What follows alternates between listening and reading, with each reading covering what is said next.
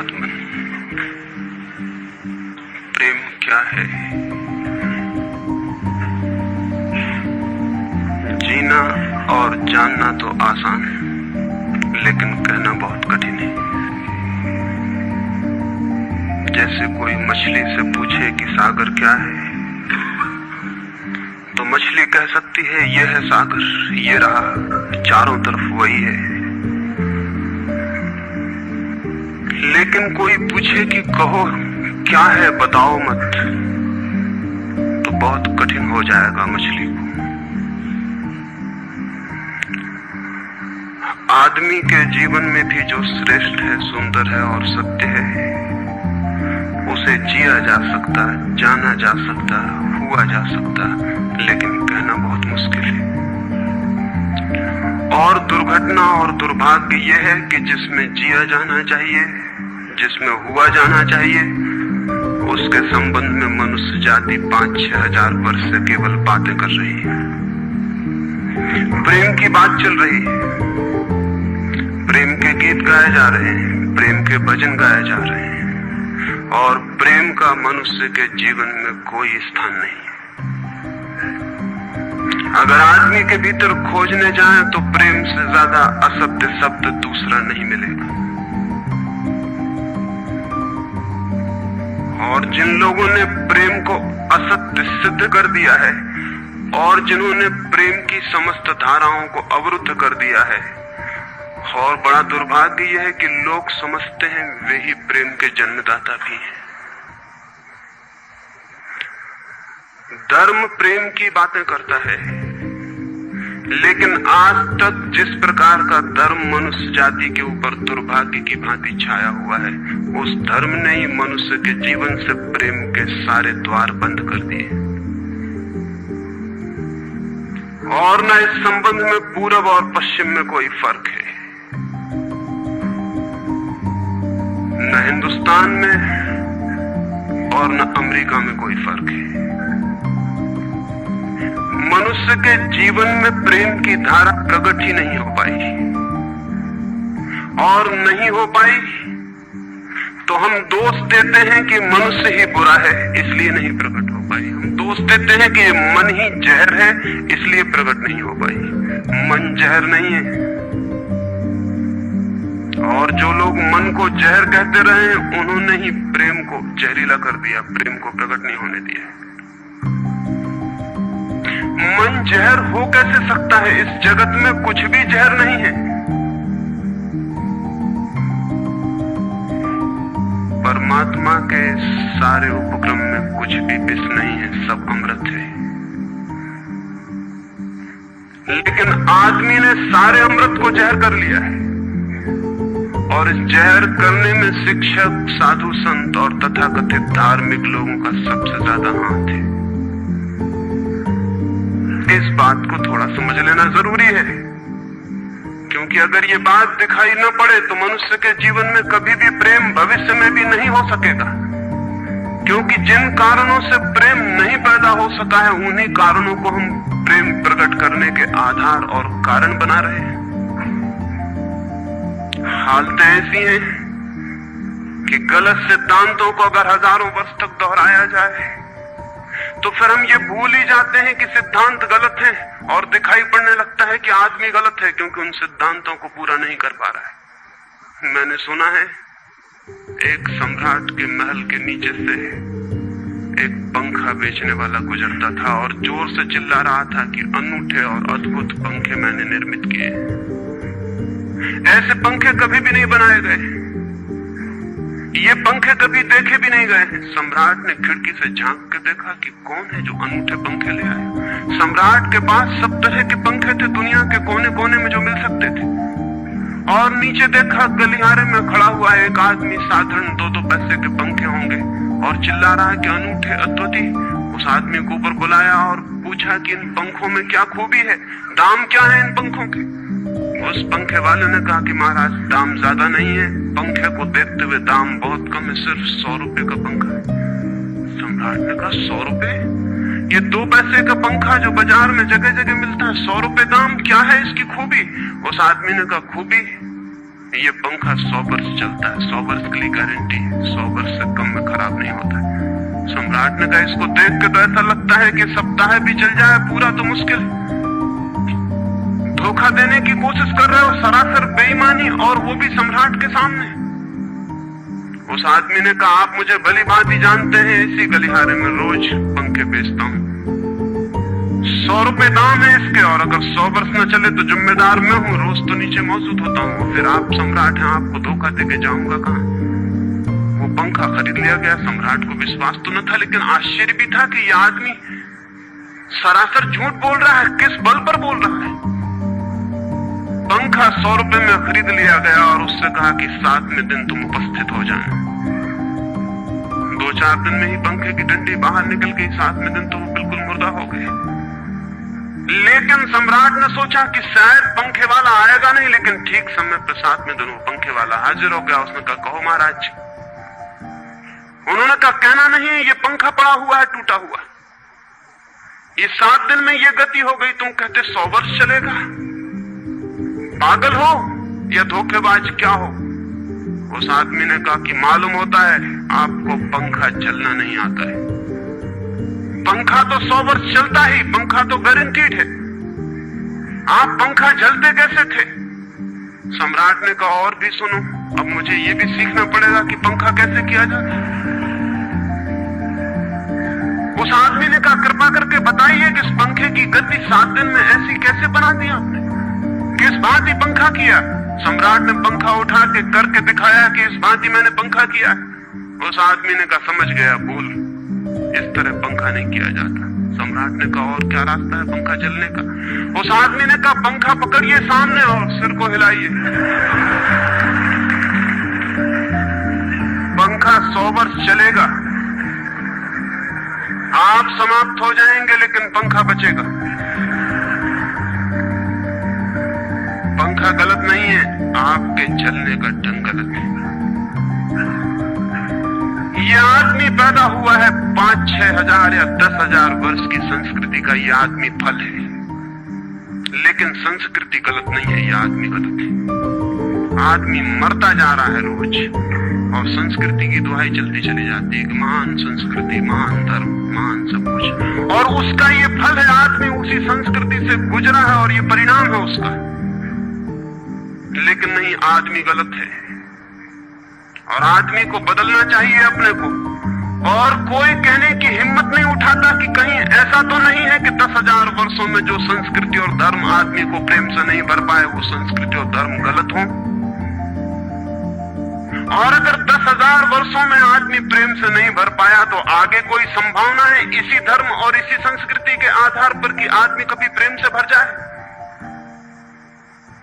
10,000 वर्षों में जो नहीं हो पाया वो आगे भी 10,000 वर्षों में होने वाला नहीं है, क्योंकि आदमी यही है, कल भी यही होगा।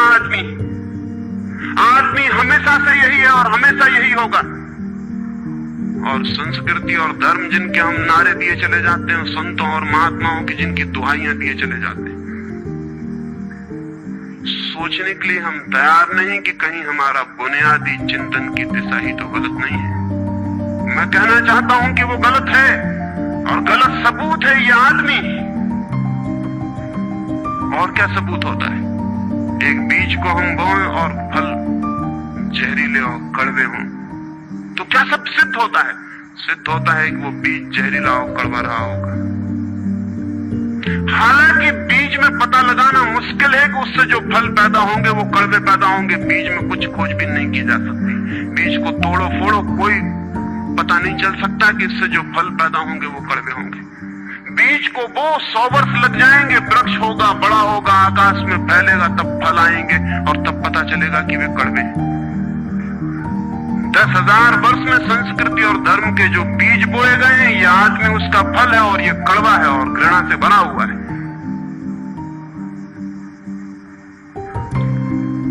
लेकिन उसी की दुहाई दिया चले जाते हैं हम और सोचते हैं उससे प्रेम हो जाए। मैं आपसे कहना चाहता हूं उससे प्रेम नहीं हो सकता है, क्योंकि प्रेम के पैदा होने की जो बुनियादी संभावना है, धर्मों ने उसकी ही हत्या कर दी है और उसमें ही जहर घोल दिया है। मनुष्य से भी ज्यादा प्रेम पशुओं और पक्षियों में और पौधों में दिखाई पड़ता है, जिनके पास न कोई संस्कृति है न कोई धर्म है। संस्कृत और सुसंस्कृत और सभ्य मनुष्यों की बजाय असभ्य और जंगल के आदमी में ज्यादा प्रेम दिखाई पड़ता है, जिसके पास न कोई विकसित धर्म है, न कोई सभ्यता है, न कोई संस्कृति है। जितना आदमी सभ्य, सुसंस्कृत और तथाकथित धर्मों के प्रभाव में मंदिरों और चर्चों में प्रार्थना करने लगता, उतना ही प्रेम से शून्य क्यों होता चला जाता। जरूर कुछ कारण है, और दो कारणों पर मैं विचार करना चाहता हूं। अगर वे ख्याल में आ जाएं, तो प्रेम के अवरुद्ध स्रोत टूट सकते हैं और प्रेम की गंगा बह सकती है। वो हर आदमी के भीतर है, उसे कहीं से लाना नहीं है। प्रेम कोई ऐसी बात नहीं है कि कहीं खोजने जाना है उसे, वो है, वो प्राणों की प्यास है हर एक के भीतर, वो प्राणों की सुगंध है प्रत्येक के भीतर, लेकिन चारों तरफ से परकोटा है उसके और वो प्रकट नहीं हो पाती। सब तरफ पत्थर की दीवार है और वो झरने नहीं फूट पाते। तो प्रेम की खोज और प्रेम की साधना कोई पॉजिटिव, कोई विधायक खोज और साधना नहीं है कि हम जाएं और कहीं प्रेम सीख लें। एक मूर्तिकार एक पत्थर को तोड़ रहा था, कोई देखने गया था कि मूर्ति कैसे बनाई जाती है। उसने देखा कि मूर्ति तो बिल्कुल नहीं बनाई जा रही, सिर्फ छेनी और हथौड़े से पत्थर तोड़ा जा रहा है। तो उस आदमी ने पूछा कि आप क्या कर रहे हैं, मूर्ति नहीं बनाएंगे? मैं तो मूर्ति का बनना देखने आया हूं, आप तो सिर्फ पत्थर तोड़ रहे हैं। उस मूर्तिकार ने कहा कि मूर्ति तो पत्थर के भीतर छिपी है, उसे बनाने की जरूरत नहीं है, सिर्फ उसके ऊपर जो व्यर्थ पत्थर जुड़ा है उसे अलग कर देने की जरूरत है और मूर्ति प्रकट हो जाएगी। मूर्ति बनाई नहीं जाती, मूर्ति सिर्फ आविष्कृत होती है, डिस्कवर होती है, अनावृत होती है, उगाड़ी जाती है। मनुष्य के भीतर प्रेम छिपा है, सिर्फ उगाड़ने की बात है, उसे पैदा करने का सवाल नहीं, अनावृत करने की बात है। कुछ है जो हमने ऊपर से ओढ़ा हुआ है, जो उसे प्रकट नहीं होने देता। एक चिकित्सक से जाके आप पूछें कि स्वास्थ्य क्या है, और दुनिया का कोई चिकित्सक नहीं बता सकता कि स्वास्थ्य क्या है। बड़े आश्चर्य की बात है, स्वास्थ्य पर ही तो सारा चिकित्सा शास्त्र खड़ा है, सारी मेडिकल साइंस खड़ी है, और कोई नहीं बता सकता कि स्वास्थ्य क्या है। लेकिन चिकित्सक से पूछें कि स्वास्थ्य क्या है, तो वो कहेगा बीमारियों के बाबत हम बता सकते हैं कि बीमारियां क्या हैं, उनके लक्षण हमें पता है, एक एक बीमारी का अलग अलग परिभाषा हमें पता है। स्वास्थ्य का हमें कोई भी पता नहीं है। इतना हम कह सकते हैं कि जब कोई बीमारी नहीं होती तो जो होता है वो स्वास्थ्य है। स्वास्थ्य तो मनुष्य के भीतर छिपा है, इसलिए मनुष्य की परिभाषा के बाहर है। बीमारी बाहर से आती है, इसलिए बाहर से परिभाषा की जा सकती है। स्वास्थ्य भीतर से आता है, उसकी कोई परिभाषा नहीं की जा सकती। इतना ही हम कह सकते हैं कि बीमारियों का अभाव स्वास्थ्य है। लेकिन ये स्वास्थ्य की कहां परिभाषा हुई? स्वास्थ्य के संबंध में तो हमने कुछ भी ना कहा कि बीमारियां नहीं है, तो बीमारियों के संबंध में कहा। सच ये है कि स्वास्थ्य पैदा नहीं करना होता है, या तो छिप जाता है बीमारियों में, या बीमारियां हट जाती हैं तो प्रकट हो जाता है। स्वास्थ्य हम में है, स्वास्थ्य हमारा स्वभाव है, प्रेम हम में है, प्रेम हमारा स्वभाव है। इसलिए ये बात गलत है कि मनुष्य को समझाया जाए कि तुम प्रेम पैदा करो। सोचना यह है कि प्रेम पैदा क्यों नहीं हो पा रहा है, बाधा क्या है, अड़चन क्या है, कहां रुकावट डाल दी गई। अगर कोई भी रुकावट ना हो तो प्रेम प्रकट होगा ही, उसे सिखाने की और समझाने की कोई भी जरूरत नहीं है। अगर मनुष्य के ऊपर गलत संस्कृति और गलत संस्कार की धाराएं और बाधाएं न हो तो हर आदमी प्रेम को उपलब्ध होगा ही, ये अनिवार्यता है। प्रेम से कोई बच ही नहीं सकता, प्रेम स्वभाव है। गंगा बहती है हिमालय से, बहेगी गंगा, उसके प्राण है, उसके पास जल है, वो बहेगी और सागर को खोज ही लेगी। न किसी पुलिस वाले से पूछेगी, न किसी पुरोहित से पूछेगी कि सागर कहां है। देखा किसी गंगा को चौरस्ते पर खड़े होकर पूछते कि सागर कहां है? उसके प्राणों में है छिपी सागर की खोज और ऊर्जा है, तो पहाड़ तोड़ेगी, मैदान तोड़ेगी और पहुंच जाएगी सागर तक। सागर कितने ही दूर हो, कितना ही छिपा हो, खोज ही लेगी। और कोई रास्ता नहीं है, कोई गाइड बुक नहीं है कि जिससे पता लगा ले कि कहां से जाना है, लेकिन पहुंच जाती है। लेकिन बांध बांध दिए जाएं, चारों तरफ पर कोटे उठा दिए जाएं, प्रकृति की बाधाओं को तोड़ के तो गंगा सागर तक पहुंच जाती है, लेकिन अगर आदमी की इंजीनियरिंग की बाधाएं खड़ी कर दी जाएं तो हो सकता है गंगा सागर तक न पहुंच पाए। ये भेद समझ लेना जरूरी है। प्रकृति की कोई भी बाधा असल में बाधा नहीं है, इसलिए गंगा सागर तक पहुंच जाती है, हिमालय को काट के पहुंच जाती है। लेकिन अगर आदमी इजाद करे, इंतजाम करे, तो गंगा को सागर तक नहीं भी पहुंचने दे सकता है। प्रकृति का तो एक सहयोग है, प्रकृति तो एक हार्मनी है। वहां जो बाधा भी दिखाई पड़ती है वो भी शायद शक्ति को जगाने के लिए चुनौती है। वहां जो विरोध भी दिखाई पड़ता है वो भी शायद भीतर प्राणों में जो छिपा है उसे प्रकट करने के लिए बुलावा है।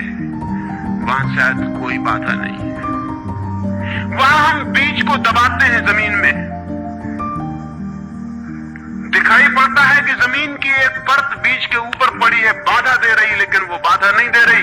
अगर वो परत ना होगी तो बीज अंकुरित भी नहीं हो पाएगा। ऐसे दिखाई पड़ता है कि एक परत जमीन की बीज को नीचे दबा रही है, लेकिन वो परत दबा इसलिए रही है ताकि बीज दबे, गले और टूट जाए और अंकुर बन जाए।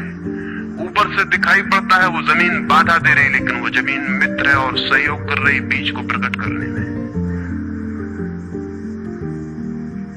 प्रकृति तो एक हार्मनी है, एक संगीतपूर्ण लयबद्धता है, लेकिन आदमी ने जो जो निसर्ग के ऊपर इंजीनियरिंग की है, जो जो उसने अपने यांत्रिक धारणाओं को ठोकने की और बिठाने की कोशिश की है, उससे गंगाएं रुक गई हैं, जगह जगह अवरुद्ध हो गई हैं।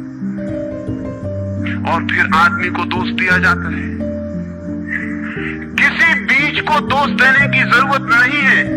अगर वो पौधा न बन पाए तो हम कहेंगे कि जमीन नहीं मिली होगी, ठीक, पानी नहीं मिला होगा, ठीक, सूरज की रोशनी नहीं मिली होगी, ठीक।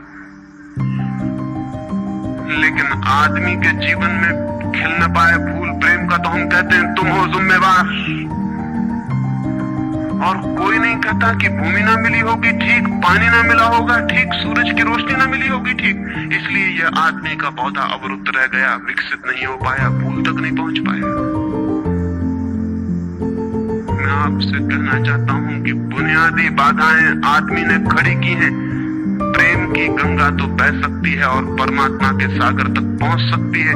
आदमी बना उसलिए है कि वो बहे और प्रेम बहे और परमात्मा तक पहुंच जाए, लेकिन हमने कौन सी बाधाएं खड़ी कर दी? पहली बात,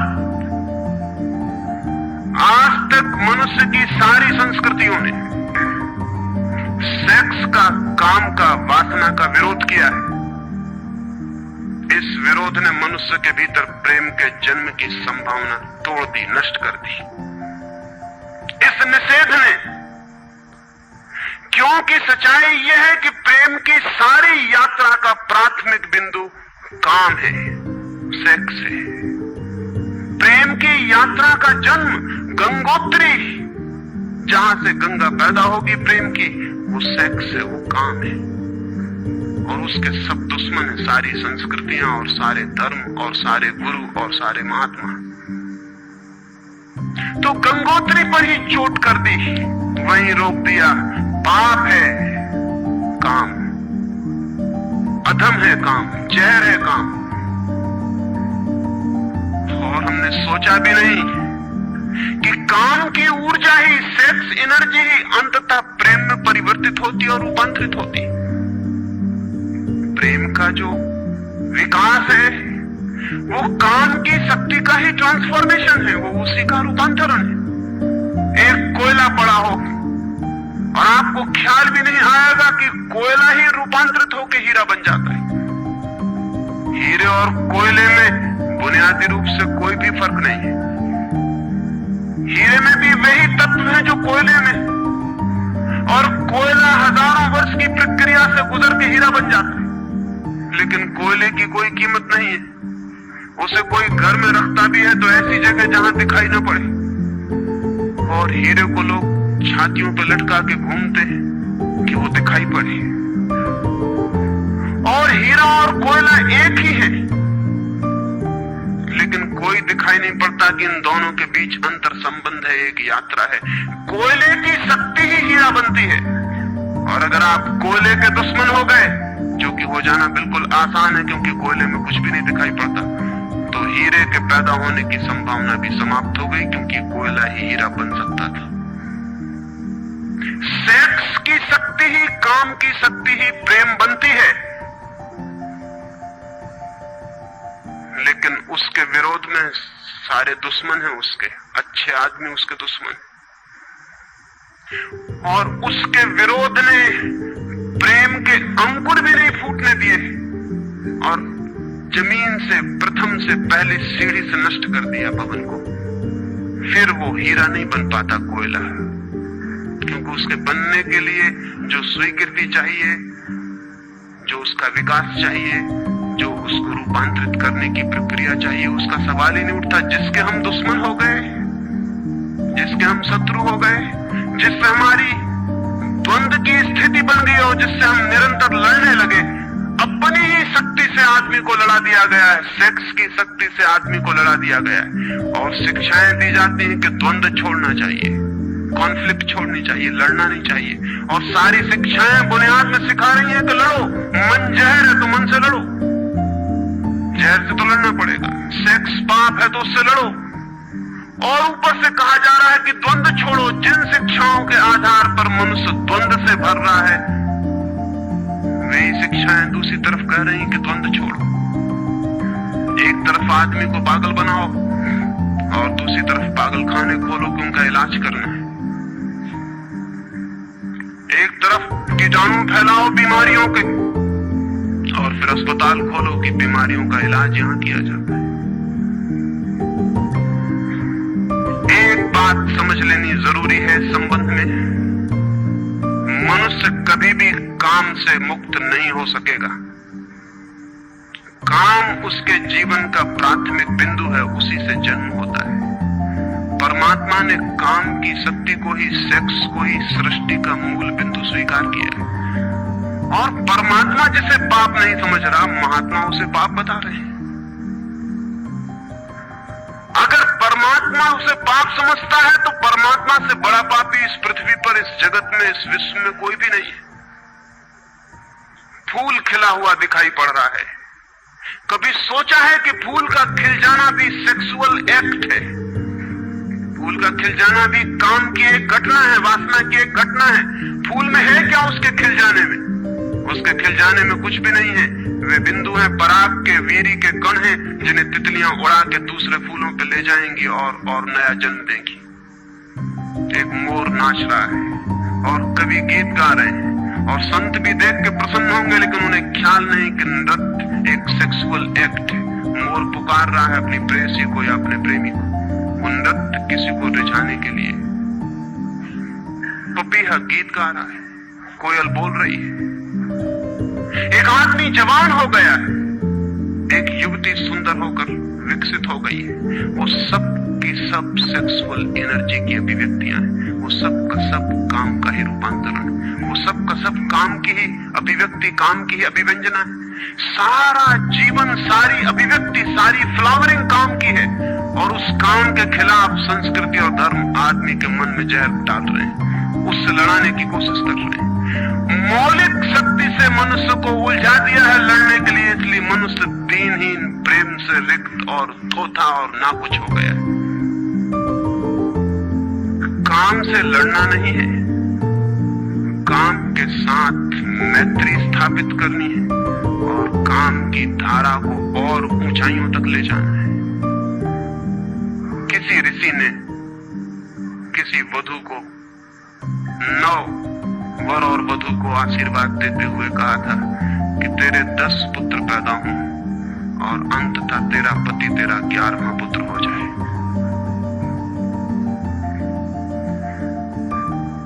वासना रूपांतरित हो तो पत्नी मां बन सकती है, वासना रूपांतरित हो तो काम प्रेम बन सकता है, लेकिन काम ही प्रेम बनता है। काम की ऊर्जा ही प्रेम की ऊर्जा में विकसित होती है, फलित होती है। लेकिन हमने मनुष्य को भर दिया है काम के विरोध में। इसका परिणाम यह हुआ कि प्रेम तो पैदा नहीं हो सका, क्योंकि वो तो आगे का विकास था, काम की स्वीकृति से आता। प्रेम तो विकसित नहीं हुआ और काम के विरोध में खड़े होने के कारण मनुष्य का चित्त ज्यादा से ज्यादा कामुक और सेक्सुअल होता चला गया। हमारे सारे गीत, हमारी सारी कविताएं, हमारे चित्र, हमारी पेंटिंग्स, हमारे मंदिर, हमारी मूर्तियां सब घूम फिर के सेक्स के आसपास केंद्रित हो गई। हमारा मन ही सेक्स के आसपास केंद्रित हो गया। इस जगत में कोई भी पशु मनुष्य की भांति सेक्सुअल नहीं है। मनुष्य 24 घंटे सेक्सुअल हो गया। उठते बैठते सोते जागते सेक्स ही सब कुछ हो गया। उसके प्राण में एक घाव हो गया, विरोध के कारण, दुश्मनी के कारण, शत्रुता के कारण। जो जीवन का मूल था उससे मुक्त तो हुआ नहीं जा सकता था, लेकिन उससे लड़ने की चेष्टा में सारा जीवन रुग्ण जरूर हो सकता था, वो रुग्ण हो गया है। और ये जो मनुष्य जाति इतनी ज्यादा कामुक दिखाई पड़ रही है, इसके पीछे तथाकथित धर्मों और संस्कृति का बुनियादी हाथ है। इसके पीछे बुरे लोगों का नहीं, सज्जनों और संतों का हाथ है। और जब तक मनुष्य जाति सज्जनों और संतों के इस अनाचार से मुक्त नहीं होती, तब तक प्रेम के विकास की कोई संभावना नहीं। मुझे एक घटना याद आती है। एक फकीर अपने घर से निकला था, किसी मित्र के पास मिलने जा रहा है। निकला है कि घोड़े पर उसका चढ़ा हुआ एक बचपन का दोस्त घर आके सामने खड़ा हो गया। उसने कहा कि दोस्त तुम घर पे रुको, वर्षों से प्रतीक्षा करता था कि तुम आओगे तो बैठेंगे और बात करेंगे, और दुर्भाग्य कि मुझे किसी मित्र से मिलने जाना है, मैं वचन दे चुका हूं तो मैं वहां जाऊंगा, घंटे भर में जल्दी से जल्दी लौट आऊंगा, तब तक तुम विश्राम करो। उसके मित्र ने कहा कि मुझे तो चैन नहीं है, अच्छा होगा कि मैं तुम्हारे साथ ही चला चलूं। लेकिन उसने कहा कि मेरे कपड़े सब गंदे हो गए धूल से रास्ते की, अगर तुम्हारे पास कुछ अच्छा कपड़ा हो तो मुझे दे दो, तो मैं डाल लूं और साथ हो जाऊं। निश्चित था उस फकीर के पास किसी सम्राट ने उसे बहुमूल्य कोट, एक पगड़ी और धोती भेंट की थी। उसने संभाल कर रखी थी, कभी जरूरत पड़ेगी तो पहनूंगा। वो जरूरत नहीं आई थी, निकाल के ले आया खुशी में। मित्र ने जब पहन ली तब उसे थोड़ी ईर्ष्या पैदा हुई। मित्र ने पहन के तो मित्र सम्राट मालूम होने लगा। बहुमूल्य कोट था, पगड़ी थी, धोती थी, शानदार जूते थे, और उसके सामने वो फकीर बिल्कुल ही नौकर चाकर दिनहीन दिखाई पड़ने लगा। उसने सोचा है तो बड़ा मुश्किल हुआ है, तो बड़ा गलत हुआ। जिनके घर में ले जाऊंगा ध्यान इस पर जाएगा, मुझ पर किसी का भी ध्यान जाएगा नहीं। अपने ही कपड़े, और आज अपने ही कपड़ों के कारण मैं दीनहीन हो जाऊंगा। लेकिन बार बार मन को समझाया कि मैं फकीर हूं, आत्मा परमात्मा की बात करने वाला, क्या रखा है कोट में पगड़ी में, छोड़ो, पहने रहने तो कितना फर्क पड़ता है। लेकिन जितना समझाने की कोशिश की कि कोट पगड़ी में क्या रखा है, कोट पगड़ी ही उसके मन में घूमने लगी। मित्र दूसरी बात करने लगा, लेकिन वो भीतर तो, ऊपर तो कुछ और दूसरी बातें कर रहा है, लेकिन वहां उसका मन नहीं है, भीतर उसे बस कोट और पगड़ी। रास्ते पर जो भी आदमी देखता है उसको कोई भी नहीं देखता, मित्र की तरफ सबकी आंखें जाती हैं। वो बड़ा मुश्किल में पड़ गया कि तो आज अपनी भूल कर ली, अपने हाथ से भूल कर ली। जिनके घर जाना था वहां पहुंचा, जाके परिचय दिया कि मेरे मित्र हैं जमाल, बचपन के दोस्त हैं, बहुत प्यारे आदमी हैं। और फिर अचानक अनजाने मुंह से निकल गया कि रह गए कपड़े सो कपड़े मेरे हैं। क्योंकि मित्र भी जिनके घर गए थे वो भी उसके कपड़ों को देख रहे थे, और भीतर उसके चल रहा था कोट पगड़ी, मेरी कोट पगड़ी, और उन्हीं की वजह से मैं परेशान हो रहा हूं। निकल गया मुंह से कि रह गए कपड़े मेरे। मित्र भी हैरान हुआ, घर के लोग भी हैरान हुए कि क्या पागलपन की बात है, ख्याल उसको भी आया बोल जाने के बाद, तब पछताया कि तो भूल हो गई। पछताया तो और दबाया अपने मन को, बाहर निकल के क्षमा मांगने लगा कि क्षमा कर दो, बड़ी गलती हो गई। मित्र ने कहा मैं तो हैरान हुआ कि तुमसे निकल कैसे गया। उसने कहा कि कुछ नहीं, सिर्फ जबान की चूक हो गई। हालांकि जबान की चूक कभी भी नहीं होती, भीतर कुछ चलता होता है तो कभी कभी बेमौके जबान से निकल जाता है, चूक कभी नहीं होती। माफ कर दो, भूल हो गई। कैसे ये ख्याल आ गया कुछ समझ में नहीं आता। हालांकि पूरी तरह समझ में आ रहा था कि ख्याल कैसे आया है। दूसरे मित्र के घर गए। अब वो तय करता रहा रास्ते में कि अब चाहे कुछ भी हो जाए, ये नहीं कहना है कि कपड़े मेरे हैं। पक्का कर लेना है अपने मन को। घर के द्वार पर उसने जाके बिल्कुल दृढ़ संकल्प कर लिया कि ये बात नहीं उठानी कि कपड़े मेरे हैं। लेकिन उस पागल को पता नहीं कि जितना वो दृढ़ संकल्प कर रहा है इस बात का, वो दृढ़ संकल्प बता रहा है इस बात को कि उतने ही जोर से उसके भीतर ये भावना घर कर रही कि कपड़े मेरे। आखिर दृढ़ संकल्प किया क्यों जाता है? एक आदमी कहता है कि मैं ब्रह्मचर्य का दृढ़ व्रत लेता हूँ, उसका मतलब है उसके भीतर कामुकता दृढ़ता से धक्के मार रही। नहीं तो और कारण क्या है? एक आदमी कहता है कि मैं कसम खाता हूँ कि आज से कम खाना खाऊंगा, उसका मतलब ये है कि कसम खानी पड़ रही, ज्यादा खाने का मन है उसका। और तब अनिवार्य रूप में द्वंद्व पैदा होता है।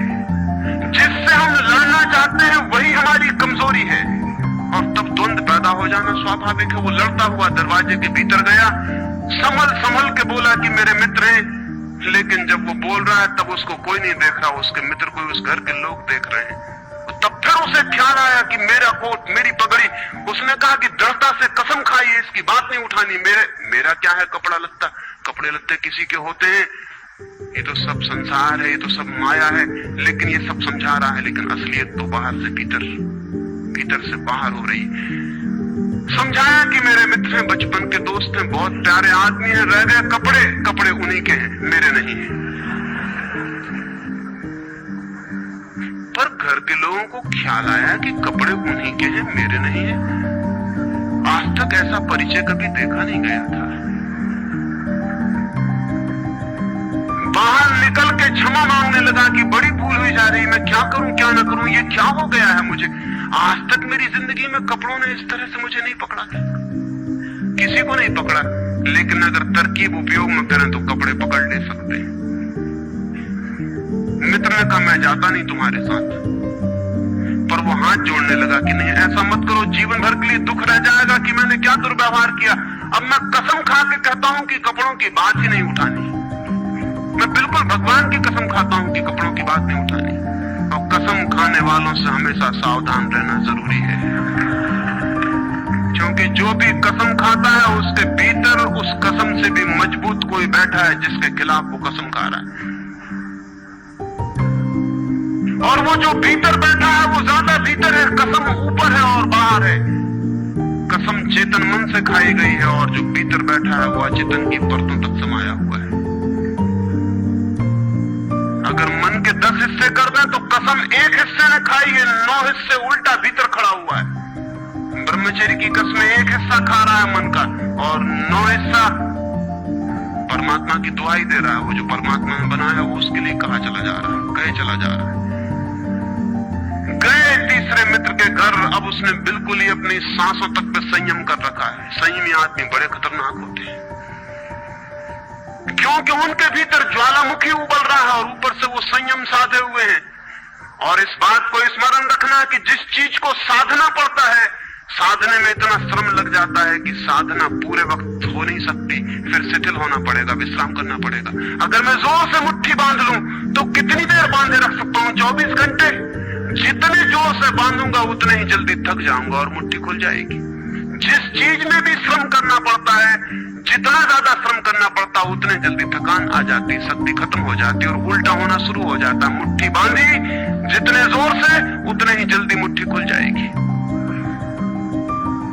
मुट्ठी खुली रखी जा सकती है 24 घंटे, लेकिन बांध के नहीं रखी जा सकती है।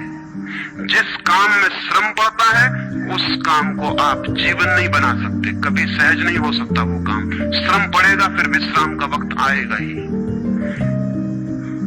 इसलिए जितना सदा हुआ संत होता है उतना ही खतरनाक आदमी होता है, क्योंकि उसका विश्राम का वक्त आएगा। 24 घंटे में घंटे भर को उसे शिथिल होना पड़ेगा, उसी बीच दुनिया भर के पाप उसके भीतर खड़े हो जाएंगे, नरक सामने आ जाएगा। तो उसने बिल्कुल ही अपने को सांस सांस रोक लिया और कहा कि अब कसम खाता हूं कि इन कपड़ों की बात ही नहीं उठानी। लेकिन आप सोच लें उसकी हालत, अगर आप थोड़े बहुत भी धार्मिक आदमी होंगे तो आपको अपने अनुभव से भी पता चल सकता है कि उसकी क्या हालत हुई होगी। अगर आपने कसम खाई हो, व्रत लिए हो, संकल्प साधे हो, तो आपको भली भांति पता होगा कि भीतर क्या हालत हो जाती है। भीतर गया, उसके माथे से पसीना चू रहा है, इतना श्रम पड़ रहा है। मित्र डरा हुआ है उसके पसीने को देखकर कि वो उसकी सब नसें खिंची हुई हैं। वो बोल रहा है एक एक शब्द कि मेरे मित्र हैं, बड़े पुराने दोस्त हैं, बहुत अच्छे आदमी हैं। और एक क्षण को वो रुका, जैसे भीतर से कोई जोर का धक्का आया हो और सब बह गया, बाढ़ आ गई और सब बह गया। और उसने कह दिया, रह गए कपड़े की बात, तो मैंने कसम खा ली है कि कपड़े की बात ही नहीं करनी।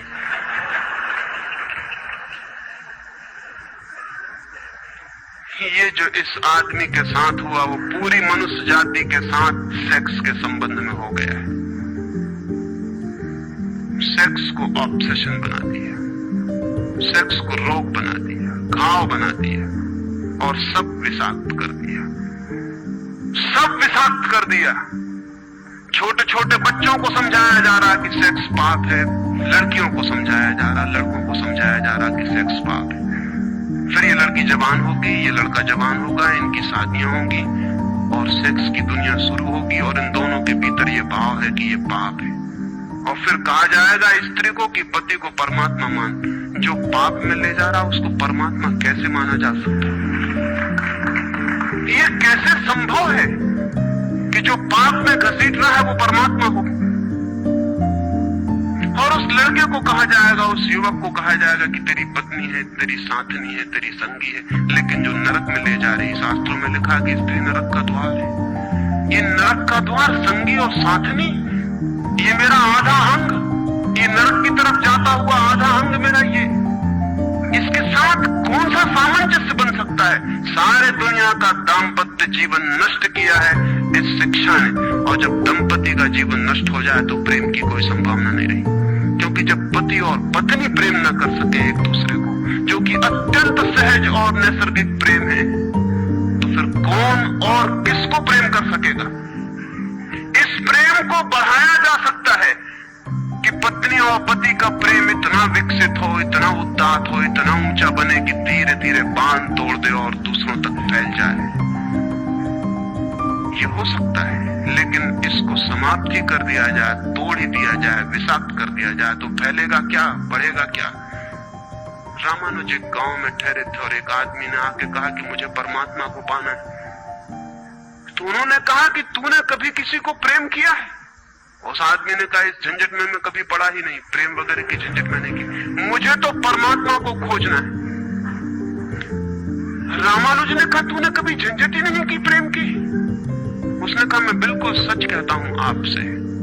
और बेचारा ठीक ही कह रहा था, क्योंकि धर्म की दुनिया में प्रेम एक डिस्क्वालिफिकेशन, एक अयोग्यता है। तो उसने सोचा कि अगर मैं कहूं किसी को प्रेम किया तो वो कहेंगे अभी प्रेम प्रेम छोड़, ये राग वाग छोड़, अभी इधर पहले इन सबको छोड़ के आ, तब इधर आना।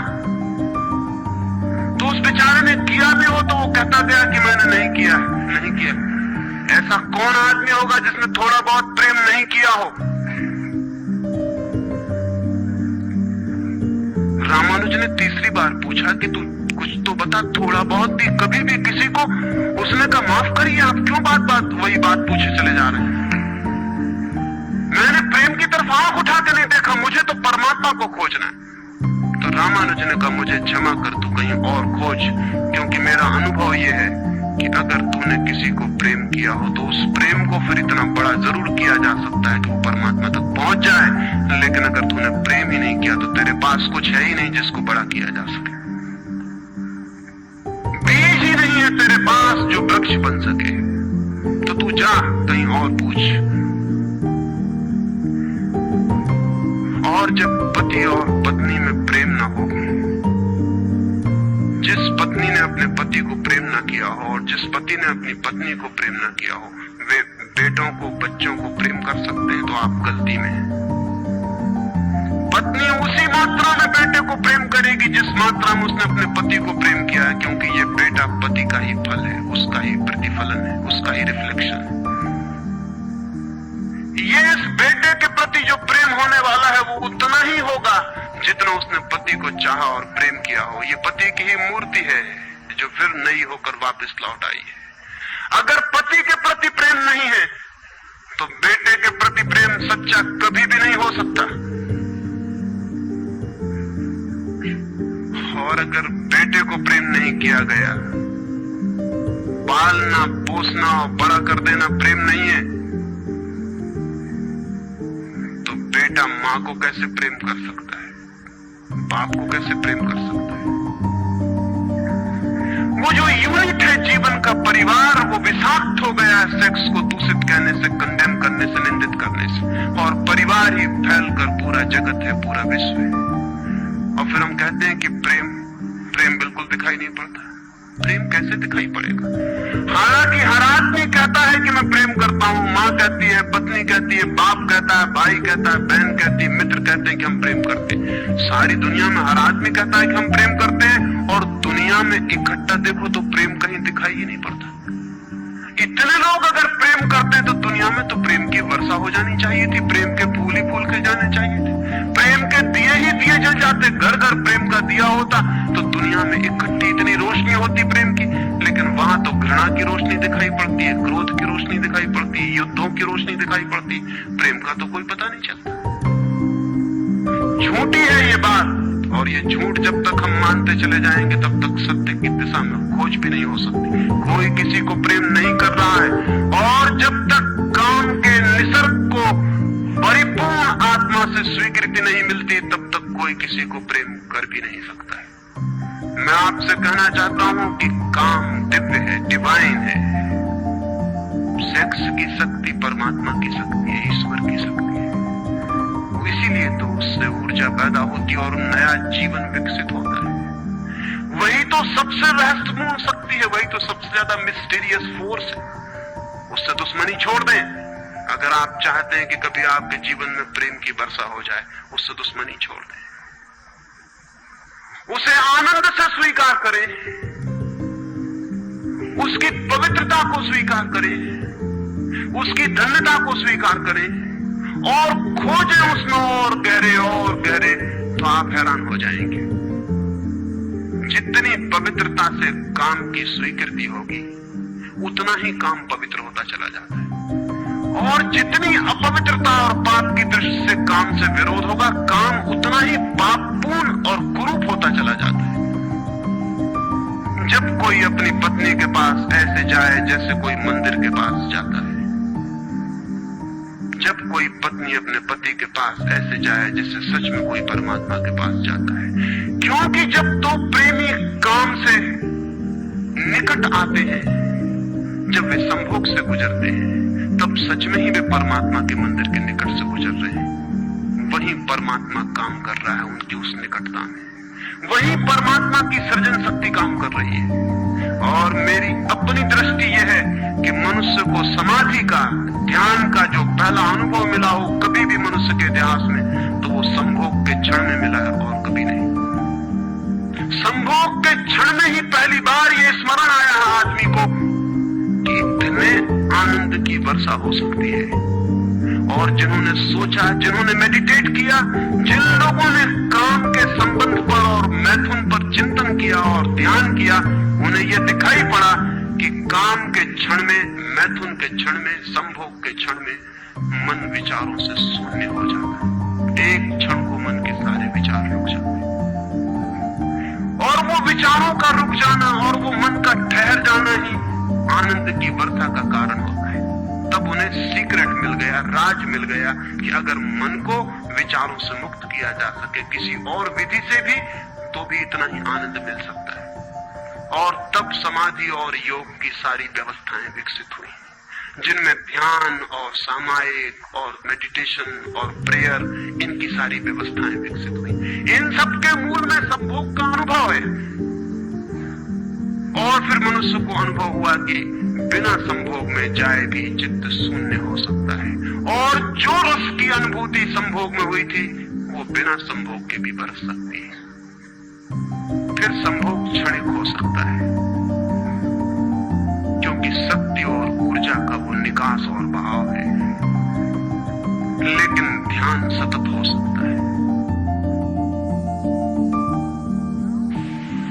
तो मैं आपसे कहना चाहता हूं कि एक युगल संभोग के क्षण में जिस आनंद को अनुभव करता है, एक योगी 24 घंटे उस आनंद को अनुभव करने लगता है। लेकिन इन दोनों आनंदों में बुनियादी विरोध नहीं है, और इसलिए जिन्होंने कहा कि विषयानंद और ब्रह्मानंद भाई भाई हैं, उन्होंने जरूर सत्य कहा है। वे सहोदर हैं, एक ही उदर से पैदा हुए हैं, एक ही अनुभव से विकसित हुए, उन्होंने निश्चित ही सत्य कहा है। तो पहला सूत्र आपसे कहना चाहता हूं, अगर चाहते हैं कि पता चले कि प्रेम तत्व क्या है, तो पहला सूत्र है काम की पवित्रता, दिव्यता, उसकी ईश्वरीय अनुभूति की स्वीकृति, उसको परम हृदय से, पूर्ण हृदय से अंगीकार। और आप हैरान हो जाएंगे, जितने परिपूर्ण हृदय से काम की स्वीकृति होगी, उतने ही आप काम से मुक्त होते चले जाएंगे। जितना अस्वीकार होता है, उतने ही हम बंधते हैं, जैसा वो फकीर कपड़ों से बंध गया। जितना स्वीकार होता है, उतने हम मुक्त होते हैं। अगर परिपूर्ण स्वीकार है, टोटल एक्सेप्टेबिलिटी है जीवन का जो निसर्ग है उसकी, तो आप पाएंगे कि वो परिपूर्ण स्वीकृति को मैं आस्तिकता कहता हूं। वही आस्तिकता व्यक्ति को मुक्त करती है। नास्तिक मैं उनको कहता हूं जो जीवन के निसर्ग का अस्वीकार करते हैं, निषेध करते हैं। ये बुरा है, ये पाप है, ये विष है, ये छोड़ो, ये छोड़ो, ये छोड़ो। जो छोड़ने की बातें कर रहे हैं वे ही नास्तिक हैं। जीवन जैसा है उसे स्वीकार करो और जियो उसकी परिपूर्णता में। वही परिपूर्णता रोज रोज सीढ़ियां सीढ़ियां ऊपर उठाती जाती है। वही स्वीकृति मनुष्य को ऊपर ले जाती है, और एक दिन उसके दर्शन होते हैं जिसका काम में पता भी नहीं चलता था। काम अगर कोयला था तो एक दिन हीरा भी प्रकट होता है प्रेम का। तो पहला सूत्र यह है। दूसरा सूत्र आपसे कहना चाहता हूं, और वो दूसरा सूत्र भी संस्कृति ने और आज तक की सभ्यता ने और धर्मों ने हमारे भीतर मजबूत किया है।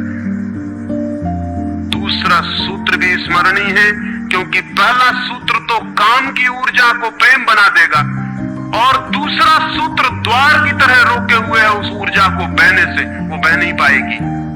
वो दूसरा सूत्र है मनुष्य का ये भाव कि मैं हूं, ईगो, उसका अहंकार कि मैं हूं।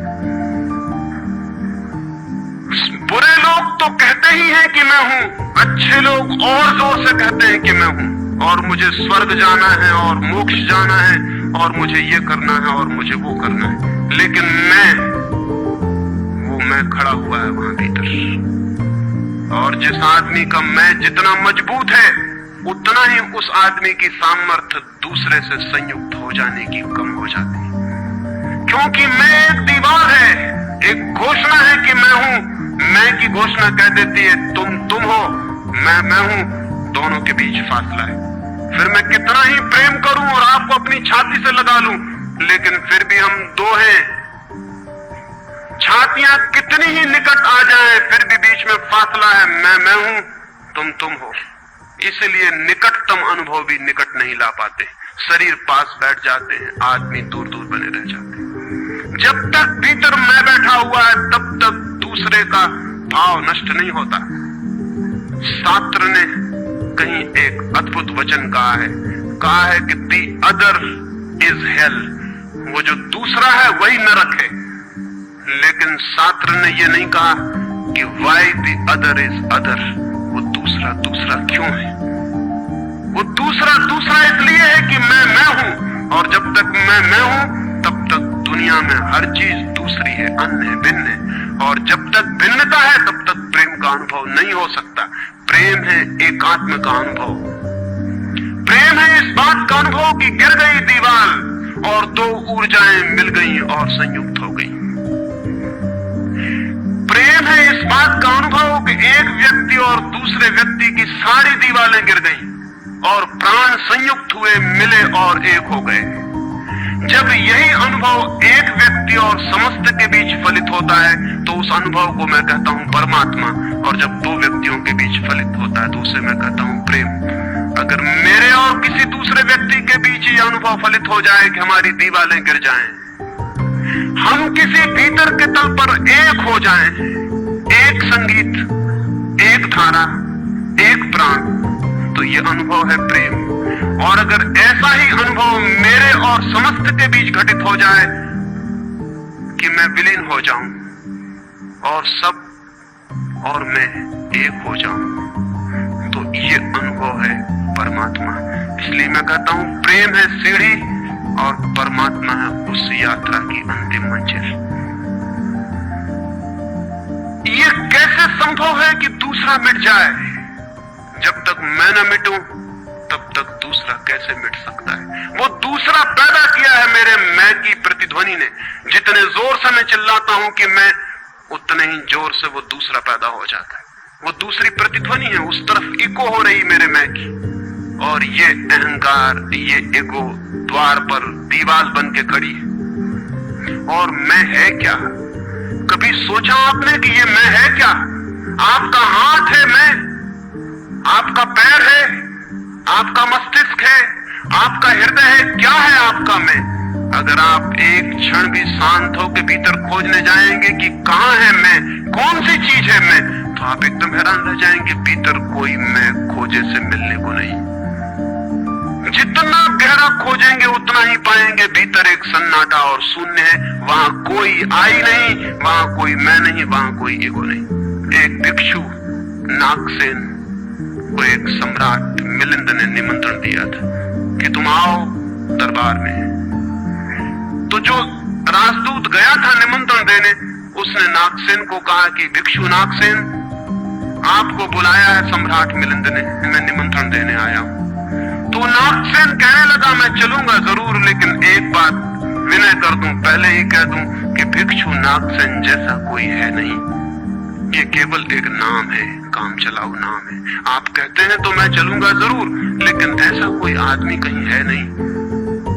राजदूत ने जाके सम्राट को कह दिया कि बड़ा अजीब आदमी है वो कहने लगा कि मैं चलूंगा जरूर, लेकिन ध्यान रहे कि भिक्षु नागसेन जैसा कहीं कोई है नहीं, ये केवल एक काम चलाऊ नाम है।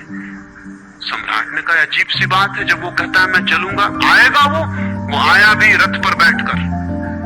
सम्राट ने द्वार पर स्वागत किया और कहा भिक्षु नागसेन हम स्वागत करते हैं आपका। वो हंसने लगा, उसने कहा कि स्वागत स्वीकार करता हूं, लेकिन स्मरण रहे भिक्षु नागसेन जैसा कोई है नहीं।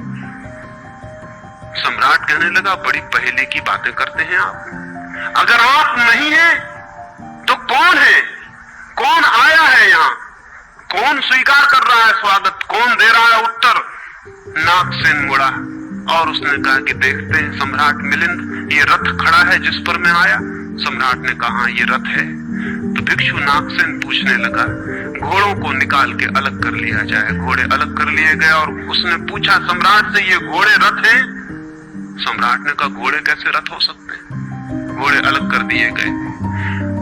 सामने के डंडे जिनसे घोड़े बंधे थे खिंचवा लिए गया। उसने पूछा कि ये रथ है? सिर्फ दो डंडे कैसे रथ हो सकते हैं? डंडे अलग कर दिए गए। चाक निकलवा लिए और कहा ये रथ है? सम्राट ने कहा ये चाक है, ये रथ नहीं है।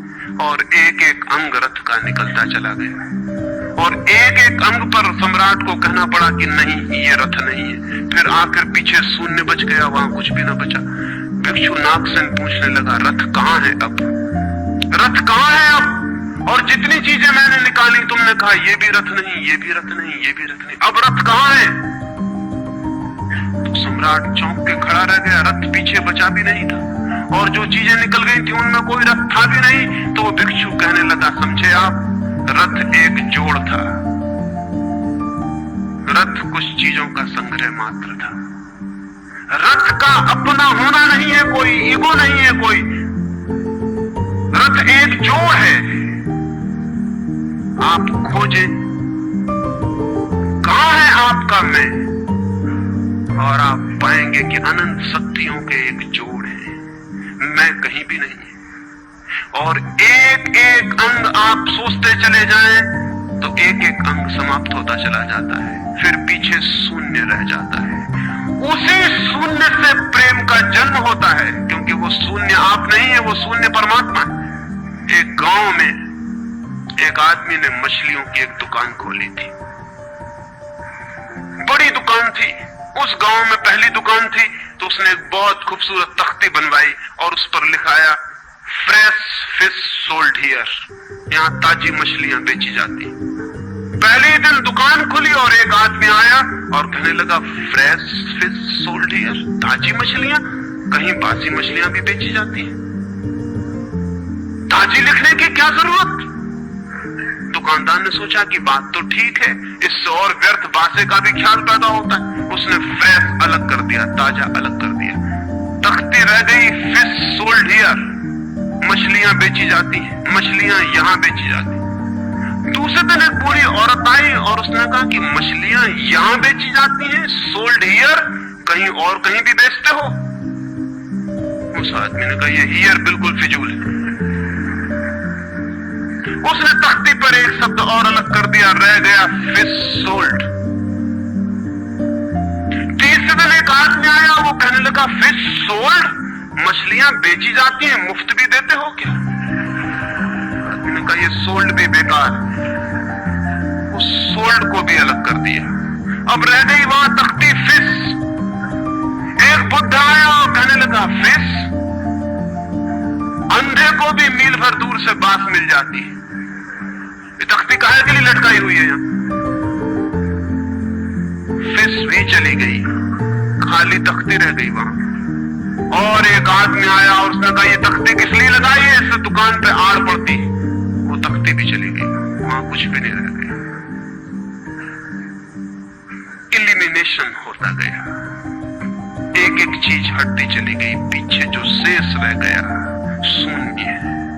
उस शून्य से प्रेम का जन्म होता है, क्योंकि उस शून्य में दूसरे के शून्य से मिलने की क्षमता है। सिर्फ शून्य ही शून्य से मिल सकता है और कोई नहीं। दो शून्य मिल सकते हैं, दो व्यक्ति नहीं, दो इंडिविजुअल नहीं मिल सकते, दो वैक्यूम, दो एम्प्टीनेस मिल सकते हैं, क्योंकि बाधा आप कोई भी नहीं, शून्य की कोई दीवार नहीं होती और हर चीज की दीवार होती है। तो दूसरी बात स्मरणीय है, व्यक्ति जब मिटता है नहीं रह जाता, पाता है कि हूं ही नहीं, जो है वो मैं नहीं हूं, जो है वो सब है।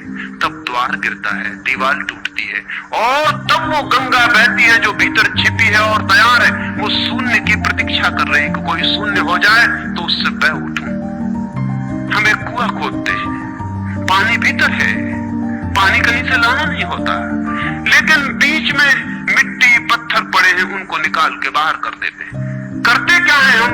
करते हैं हम एक शून्य बनाते हैं, एक खाली जगह बनाते हैं, एक एम्प्टीनेस बनाते हैं। कुआं खोदने का मतलब है खाली जगह बनाना, ताकि खाली जगह में जो भीतर छिपा हुआ पानी है वो प्रकट होने के लिए जगह पा जाए, स्पेस पा जाए। वो भीतर है, उसको जगह चाहिए प्रकट होने को, जगह नहीं मिल रही, भरा हुआ है कुआं मिट्टी पत्थर से। मिट्टी पत्थर हमने अलग कर दिए, वो पानी उबल के बाहर आ गया।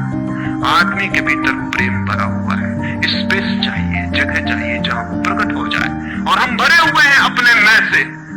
हर आदमी चिल्लाया चला जा रहा है मैं, और स्मरण रखें जब तक आपकी आत्मा चिल्लाती है मैं, तब तक आप मिट्टी पत्थर से भरे हुए कुएं हैं। आपके कुएं में प्रेम के झरने नहीं फूटेंगे, नहीं फूट सकते। मैंने सुना है एक बहुत पुराना वृक्ष था, आकाश में सम्राट की तरह उसके हाथ फैले हुए थे। उस पर फूल आते थे तो दूर दूर से पक्षी सुगंध लेने आते हैं, उस पर फल लगते थे तो तितलियां उड़ती।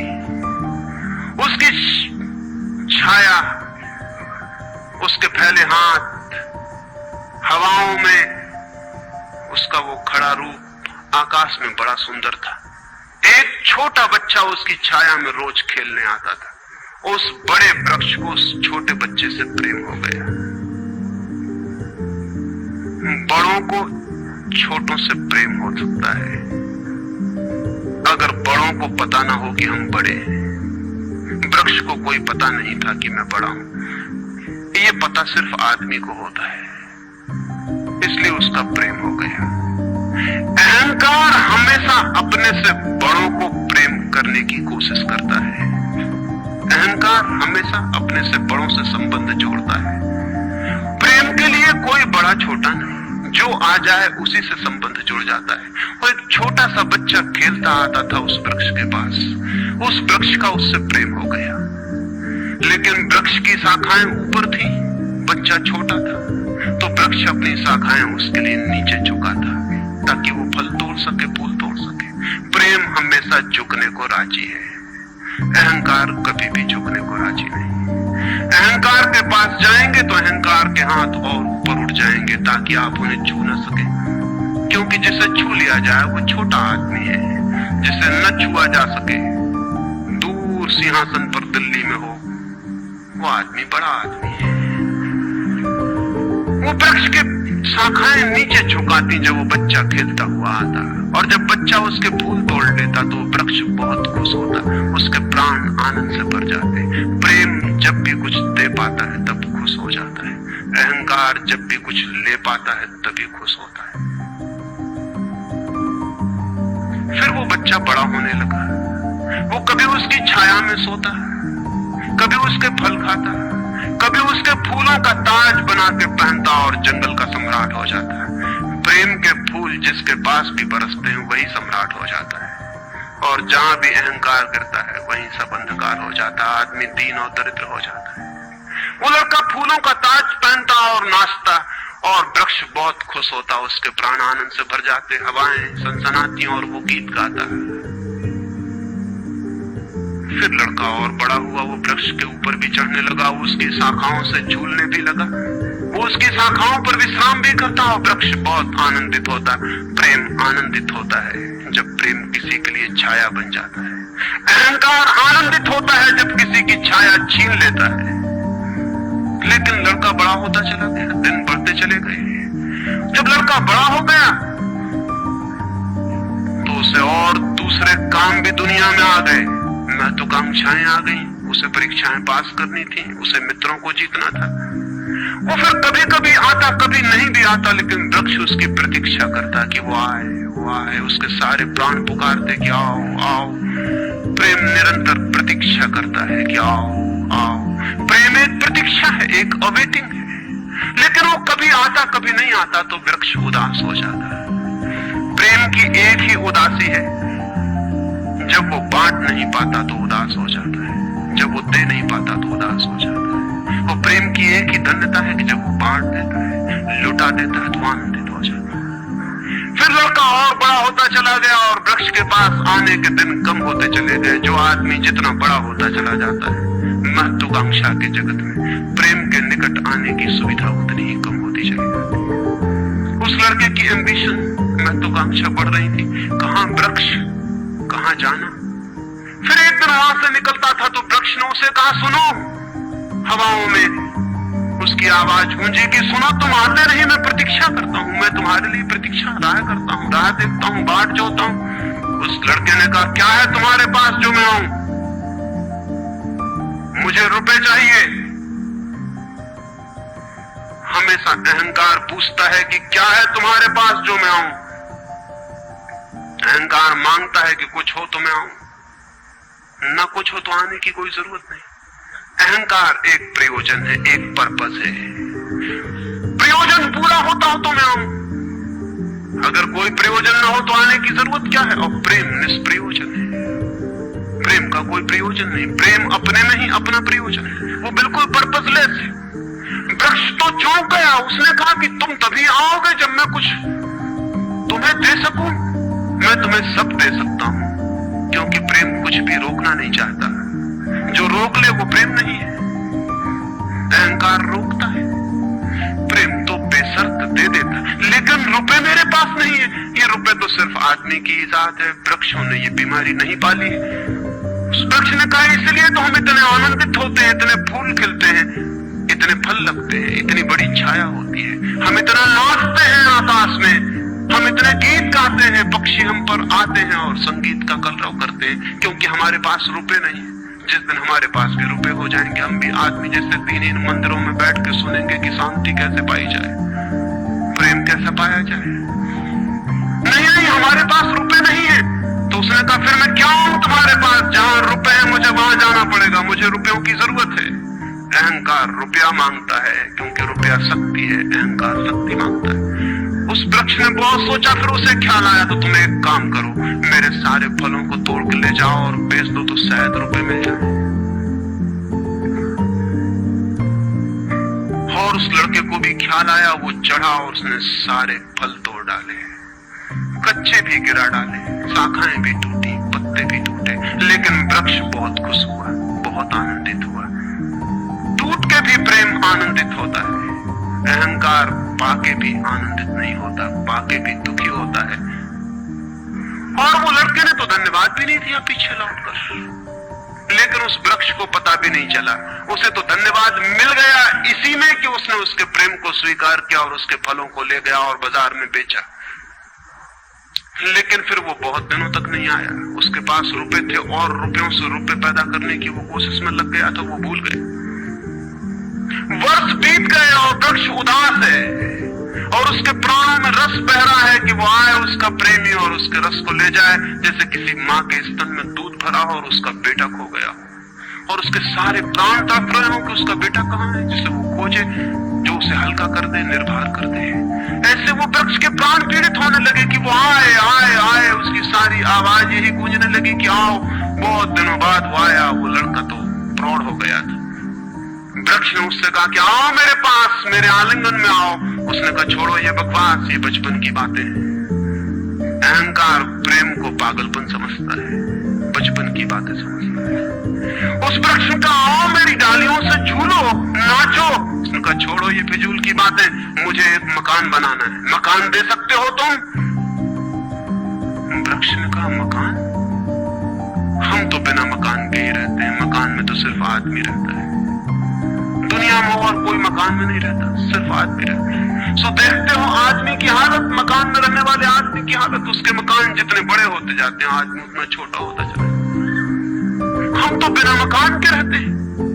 लेकिन एक बात हो सकती है कि तुम मेरी शाखाओं को काट के ले जाओ तो शायद तुम मकान बना लो।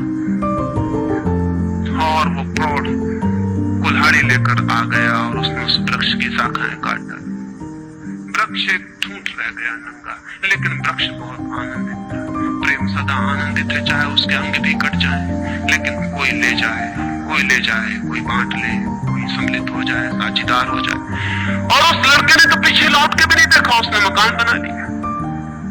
और वक्त गुजरता गया, वो ठूंठ रहा देखता, वो चिल्लाना चाहता, लेकिन अब उसके पास पत्ते भी नहीं थे, शाखाएं भी नहीं थी, हवाएं आती और वो बोल भी ना पाता, बुला भी ना पाता, लेकिन उसके प्राणों में तो एक ही गूंज थी कि आओ आओ। और बहुत दिन बीत गए, तब वो बूढ़ा आदमी हो गया था, वो बच्चा, वो निकल रहा था पास से, वृक्ष के पास आके खड़ा हो गया। तो वृक्ष ने पूछा कि क्या कर सकता हूं और मैं तुम्हारे लिए, तुम बहुत दिनों बाद आए। उसने कहा तुम क्या कर सकोगे? मुझे दूर देश जाना है धन कमाने के लिए, मुझे एक नाव की जरूरत है। तो उसने कहा तुम मुझे और काट लो तो मेरी इस पीड़ से नाव बन जाएगी और मैं बहुत धन्य होऊंगा कि मैं तुम्हारी नाव बन सकूं, तुम्हें दूर देश ले जा सकूं। लेकिन तुम जल्दी लौट आना और सकुशल लौट आना, मैं तुम्हारी प्रतीक्षा करूंगा। और उसने आरे से उस वृक्ष को काट डाला, तब वो एक छोटा सा ठूंठ रह गया और वो दूर यात्रा पर निकल गया। और वो ठूंठ भी प्रतीक्षा करता रहा कि वो आए आए, लेकिन अब उसके पास कुछ भी नहीं देने को, शायद वो नहीं आएगा, क्योंकि अहंकार वहीं आता है जहां कुछ पाने को है। अहंकार वहां नहीं जाता जहां कुछ पाने को नहीं। मैं उस ठूंठ के पास एक रात मेहमान हुआ था, तो वो ठूंठ मुझसे बोला कि वो मेरा मित्र अब तक नहीं आया और मुझे बड़ी पीड़ा होती, कहीं नाव डूब न गई हो, कहीं वो भटक ना गया हो, कहीं किसी दूसरे किनारे पर विदेश में कहीं भूल ना गया हो, कहीं वो डूब ना गया हो, कहीं वो समाप्त ना हो गया हो। एक खबर मुझे भर कोई ला दे, अब मैं मरने के करीब हूँ, एक खबर भर आ जाए वो सकुशल है, फिर कोई बात नहीं, फिर सब ठीक है। अब तो मेरे पास देने को कुछ भी नहीं है, इसलिए बुलाऊं भी तो शायद वो नहीं आएगा, क्योंकि वो लेने की ही भाषा समझता है। अहंकार लेने की भाषा समझता है, प्रेम देने की भाषा है। इससे ज्यादा और कुछ मैं नहीं कहूंगा। जीवन एक ऐसा वृक्ष बन जाए और उस वृक्ष की शाखाएं अनंत तक फैल जाएं, सब उसकी छाया में हो और सब तक उसकी बाह फैल जाए, तो पता चल सकता है कि प्रेम क्या है। प्रेम का कोई शास्त्र नहीं है, न कोई परिभाषा है, न प्रेम का कोई सिद्धांत है। तो मैं बहुत हैरानी में था कि क्या कहूंगा आपसे कि प्रेम क्या है, तो बताना मुश्किल है। आके बैठ सकता हूं, अगर मेरी आंखों में दिखाई पड़ जाए तो दिखाई पड़ सकता है, अगर मेरे हाथों में दिखाई पड़ता है तो दिखाई पड़ सकता है। मैं कह सकता हूं ये है प्रेम, लेकिन प्रेम क्या है? अगर मेरी आंख में न दिखाई पड़े, मेरे हाथ में न दिखाई पड़े, तो शब्दों से बिल्कुल भी दिखाई नहीं पड़ सकता है कि प्रेम क्या है। मेरी बातों को इतने प्रेम और शांति से सुना, उससे बहुत बहुत अनुग्रहित हूं और अंत में सबके भीतर बैठे परमात्मा को प्रणाम करता हूं। मेरे प्रणाम स्वीकार।